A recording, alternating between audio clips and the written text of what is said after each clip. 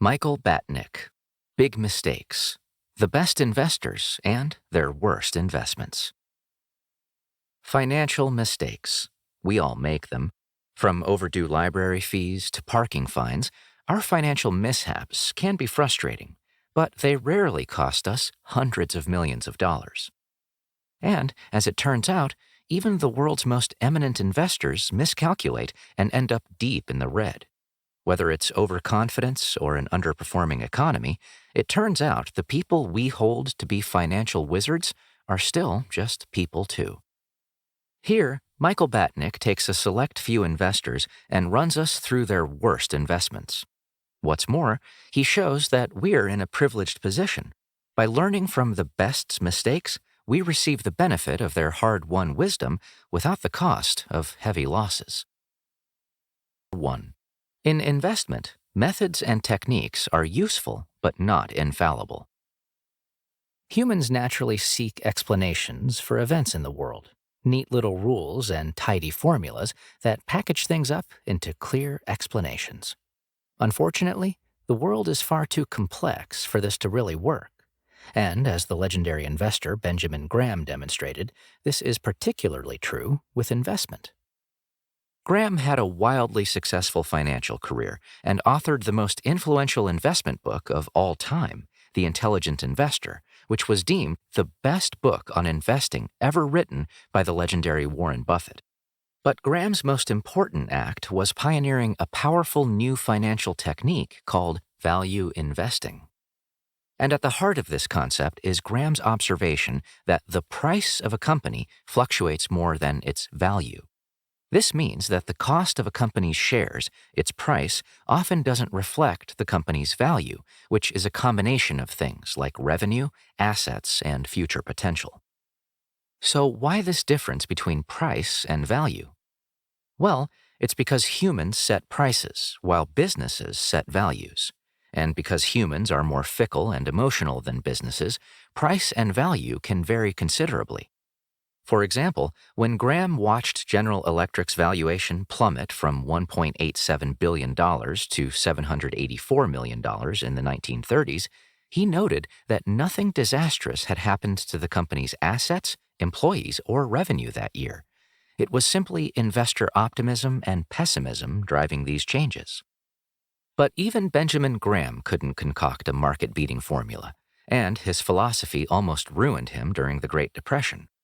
After watching prices skyrocket during the 1920s, he sensed that prices and value were way out of sync. So he decided to bet against the market, predicting prices would fall. And he was right, except he misjudged the extent of the fall. By 1930, the stock market had taken a beating. Assuming that the worst was over, Graham began to invest heavily once again. But prices kept falling, and the market wouldn't truly bottom out until 1932. By that time, Graham's portfolio had lost 70% of its value. Experiences like Graham's prove there are no ironclad laws in investing, and certainly no magic formula. Being aware of value is critical, but don't be a slave to it. Cheap can always get cheaper. 2. Failing to manage your risk is fatal, even to seasoned investors. The famous investment maxim, buy low, sell high, has endured for a reason. It simplifies one of the most complex industries around with sound logic. But ironically, the man who coined it had an irrational appetite for risk. Jesse Livermore was born in Massachusetts in 1877. At 23, he moved to New York and secured a stockbroking job where he made $50,000 in his first week. Things were going well, but soon Livermore made a fatal miscalculation, and it wouldn't be his last. In 1901, Livermore shorted 1,000 shares of U.S. Steel and 1,000 shares of Santa Fe Railroad stock. In investor parlance, going short is the opposite of buying. You predict stock will decline from its current price and aim to pocket the difference if it does. It's a risky tactic. If shares increase in price, you'll lose money. The price of Livermore's shares rose. He lost around $50,000 on these two deals, his entire fortune. In fact, he was worse than broke. He owed his employers $500. But Jesse Livermore wasn't finished yet. After working to repay his debt, Livermore returned to New York to start speculating again. The next few decades were a turbulent time, and the talented but flawed trader made and lost millions of dollars. Even so, the 1929 crash created the perfect environment for going short, which suited the naturally skeptical Livermore. Soon, he'd amassed a fortune that would be worth $1.4 billion today. Livermore was one of the richest people in the world, but this would be his high watermark. When the stock market reached its lowest in 1932, it had fallen to such an extreme that a corrective bounce seemed likely. In fact, days later it experienced its greatest bounce in history. The Dow Jones Industrial Average, an important stock market index, surged 93% in 42 days. But there was a problem. Livermore had bet his capital on further losses. He was crushed. Days later, he decided to reverse his bets and hope stocks would rise further. They didn't. After struggling in poverty for the next few years, Jesse Livermore committed suicide on November 29, 1940.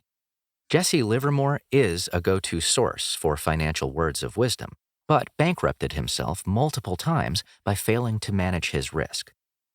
So, what's the most important strategy to manage your risk? Diversification. 3.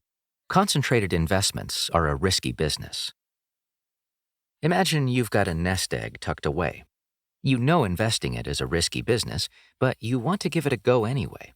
You split your money between 10 stocks, but soon one crashes to zero and you've lost 10% of your capital. But if you'd split your investment between 100 companies, you would have only lost 1%. This is diversification, a strategy the Sequoia Fund should have paid more attention to. One of the most successful investment firms of all time, Sequoia prefers long-term and large-scale investments. This preference for potent positions is the very opposite of diversification, but it has worked magnificently. A $10,000 investment into Sequoia in July 1970 would be worth $4 million today. But in 2010, the fund introduced shareholders to an ill-fated purchase, shares of Valeant Pharmaceuticals. On April 28, 2010, Sequoia began purchasing shares in Valeant at $16. By year's end, the company's price had ballooned by 70%. The next year was just as auspicious. Valeant gained 76% in the first quarter, becoming the fund's largest holding. Things seemed rosy, but financial disaster was just around the corner. Sequoia described Valeant to its stakeholders as a company which cuts corners on research and development, R&D, but invests heavily in its sales force. This might sound like savvy cost-cutting, but the reality is far more crooked. Valeant skimped on R&D because its business model revolved around purchasing existing drugs and jacking up their prices. Just take Valeant's 2013 purchase of Medicis, a company who invented a treatment for people exposed to lead poisoning. Before the acquisition, the drug cost healthcare providers $950. Overnight, the price rocketed to $27,000. Because of incidents like these, Valeant started receiving increasingly bad press. And when presidential candidate Hillary Clinton pledged to prevent price gouging in the pharmaceutical industry, Valeant's shares slid 31%. 1 month later, Citron Research published a report accusing Valeant of accounting fraud. Shares tumbled another 19%. The debacle was a disaster for Sequoia. Soon after, they sold their entire position, the fund's biggest holding, and took a 90% loss. The company's assets crashed from $9 billion to under $5 billion in the space of a few months. The lesson to take from this incident is that concentrated holdings can generate wealth quickly and decimate it just as fast. 4. Emotions can cloud our judgments when it comes to business deals. Mark Twain is one of the great American novelists. He combined a sharp writing style with wry humor and an ability to convey great emotion. And like many novelists, he put passion before logic in everything he did. In 1893, he wrote, "When you fish for love, bait with your heart, not your brain." Good advice, sure, but with such a visceral mind, it's hard to think of someone more unsuited to investing. Yet, that's exactly what he pursued in his spare time. Twain was constantly searching for the next big thing to revolutionize our lives. In his time, he plowed his fortune into many non-starters, but was particularly infatuated with inventors and their devices. For example, in the 1870s, the author invested $42,000, around $953,000 in today's money, into a new technological process called a kaolotype. Charles Snyder, the inventor, claimed it would change the illustration and engraving industry by streamlining the process, and Twain was convinced. He put Snyder on a salary and even funded a workshop in Manhattan without any agreement on deadlines.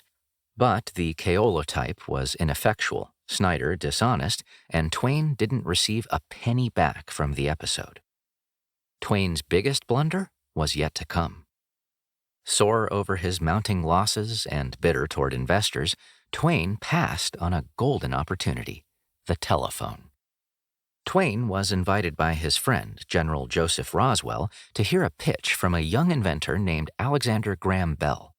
According to Twain, Bell gave a moving pitch filled with passion for his new product, but he still declined. Twain said he didn't want anything more to do with wildcat speculation. At this, Bell even offered Twain the stock at a discount price. Twain's reply? He didn't want the stock at any price. The trouble was that Twain was an emotional man and got attached to his investments. When they failed, he felt aggrieved, which then clouded his rational thinking for future investments.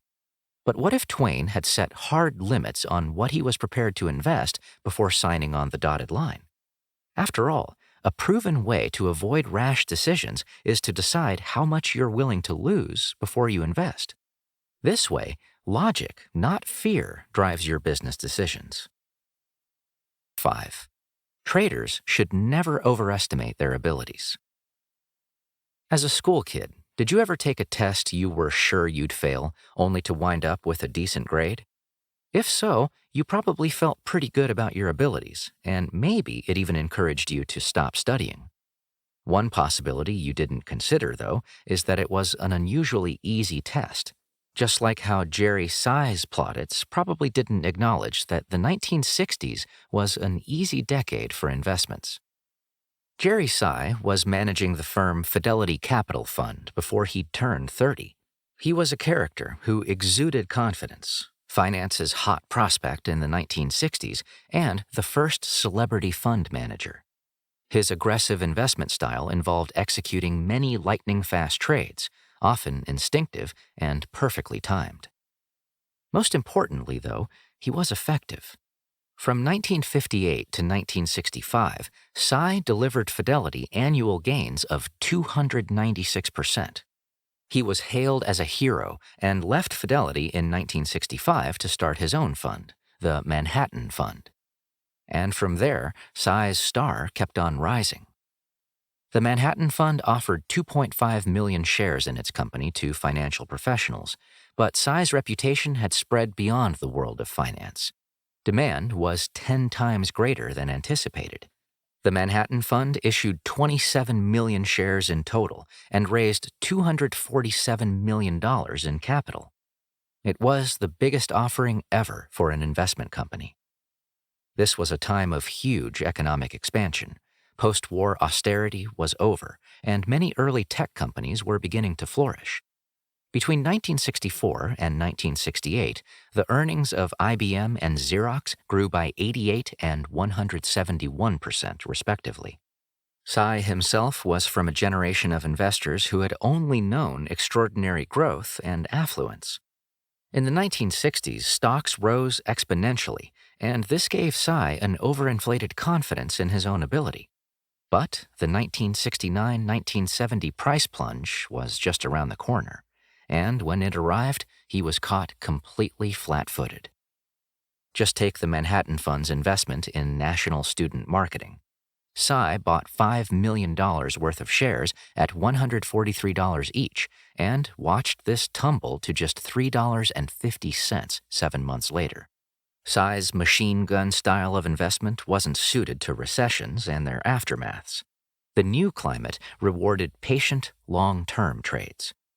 In 1969, the Manhattan Fund ranked 299th out of 305 funds, and investors left in droves.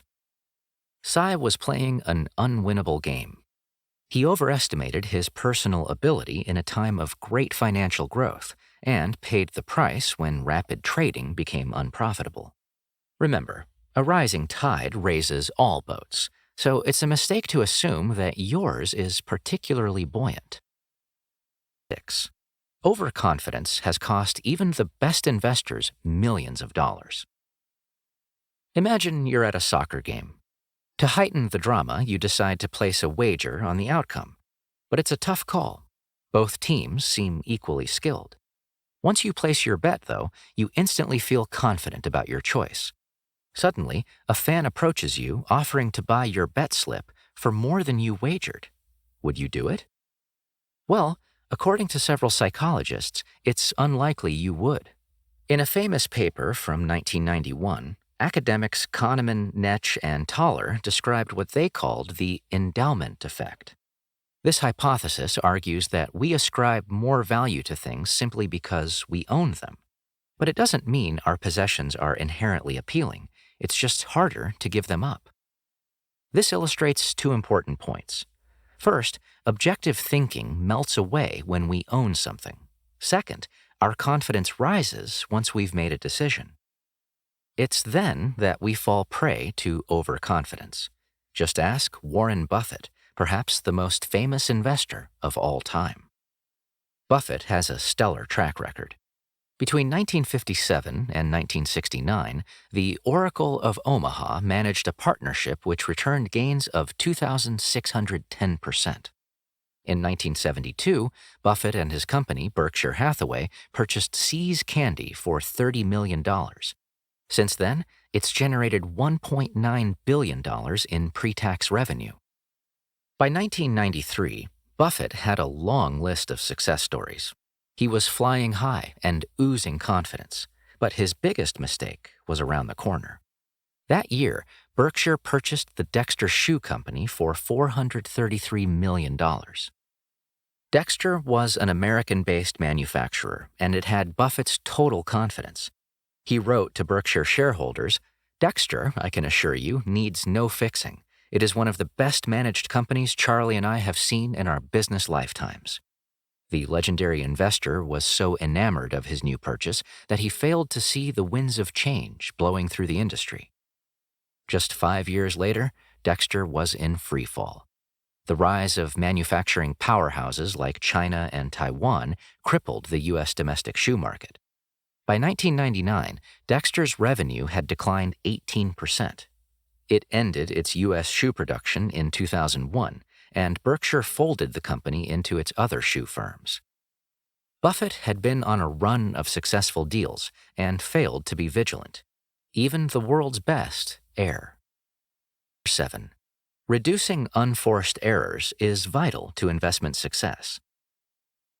A chess game between two grand masters is a remarkable thing, a masterclass in grace, accuracy, and timing. Grand masters employ elaborate techniques, of course, and above all, they orchestrate their pieces to cover vulnerabilities and force errors from the opponent. Just as it is in chess, so it is in finance. The crucial idea is that professionals in any game rarely make unforced errors. Their fate is usually sealed by errors that the situation forces upon them. In contrast, the outcome in contests of novices is determined by their own avoidable mistakes. Novices shouldn't focus on winning points. They should focus on not losing points. But even professionals are guilty of unforced errors sometimes. Consider Stanley Druckenmiller. After a successful career running his own investment fund, Duquesne Capital Management, Druckenmiller was appointed lead portfolio manager for George Soros's Quantum Fund in 1988. Druckenmiller thrived there. In his first 4 years, annual growth never dipped below 24%, mostly due to his strong knowledge of the world economy and foreign currencies. However, in 1999, Druckenmiller ventured outside his zone of expertise and committed a string of unforced errors. Tech stock was beginning its meteoric rise that year. Druckenmiller, however, believed that they were overvalued. He was so sure of this that he bet $200 million of Quantum's capital on a price decline, except this didn't happen. Instead, these expensive stocks kept getting pricier, and soon the Quantum was down 18% for the year. Druckenmiller, deciding he was out of touch with the market, hired 2 young tech-savvy employees and went back to his forte, foreign currencies. But he couldn't stay away from tech stocks for long. After Druckenmiller made a major investment in the euro only to see it decline in value, he watched with envy as his new employees were still raking in cash from tech stocks. Not wanting to be upstaged, he invested $600 million in the networking company VeriSign. But the tech bubble was about to burst, and Druckenmiller would be left with a $500 million-sized hole in his pocket. By May 2002, VeriSign was worth just 1.5% of its peak value. From neglecting his areas of expertise to allowing himself to succumb to the fear of missing out, Druckenmiller illustrated the danger of unforced errors and why we should focus on stamping them out rather than casting around for our big wins. 8. Investors must take big losses in their stride. Have you ever looked at the price history of Amazon stock? If so, you've probably kicked yourself for not realizing this sleeping giant would change the world. After all, an initial investment of $1,000 early on would have netted you $387,000 today. But such thinking is harmful and masks the superhuman nerve that would have been required to hold on to your Amazon stock. It was slashed in half on 3 separate occasions. And this doesn't just happen to the financial layperson. Short-term losses test the resolve of seasoned investors too, including people like Charlie Munger. Munger is best known as Warren Buffett's longtime partner and the vice chairman of Berkshire Hathaway. He has a formidable intellect that thrives on inverting questions and reverse engineering problems. This intelligence, along with his razor-sharp wit, have made him famous for his playful aphorisms, or Mungerisms. For example, all I want to know is where I'm going to die, so I'll never go there. But Munger's genius didn't save him from some financial nosedives. In 1974, he threw diversification to the wind and invested 61% of his fund into Blue Chip Stamps, a company producing loyalty tokens redeemable for consumer goods. But soon there was an economic downturn, and firms producing non-essential goods were devastated. Such a concentrated position was completely unadvisable, and this stake in Blue Chip was almost fatal. An investment of $1,000 in Charlie Munger's company in January 1973 would have been worth just $467 in January 1975. Many investors were questioning his judgment, scrambling to cut their losses with him. But Charlie Munger wasn't beaten yet, and neither was Blue Chip Stamps. Munger's investment company posted gains of 73.2% by December 1975, and Blue Chip later purchased several companies which would become some of Berkshire's prize assets: See's Candies, Wesco Financial, and the Buffalo Evening News. So, after a disastrous period in the mid-1970s, Munger bounced back stronger than ever. Ever since, he's been a guiding light in one of the most successful investment companies of all time. Charlie Munger's Blue Chip investment shows how crucial it is to exercise patience and composure when investing long-term. It's common for portfolios to take massive hits due to external factors like the wider economy, and you must be able to insulate yourself from temporary large losses. Remember, the time not to sell your investments is in a panic after a drop in value. Investing is a dangerous game, even for the most talented players. But by studying the greats and their greatest blunders, we can benefit from their mistakes without the million-dollar price tags. If you're an amateur, you should focus on avoiding unforced errors rather than shooting for big wins. And if you do win, stifling overconfidence is crucial. Above all, don't become attached to your assets. Emotions like fear, anger, envy, and greed are your portfolio's worst nightmare. If you're new to the world of stocks and shares, you should know that making too many trades is one of the most common errors. Like a true venture capitalist, you should exhaustively research every company you plan to invest in, and don't be afraid to walk away. Warren Buffett once suggested that investors should act like they are only permitted to make 20 trades in their entire career. This way, you exercise extreme caution and keep yourself focused on high-quality trades.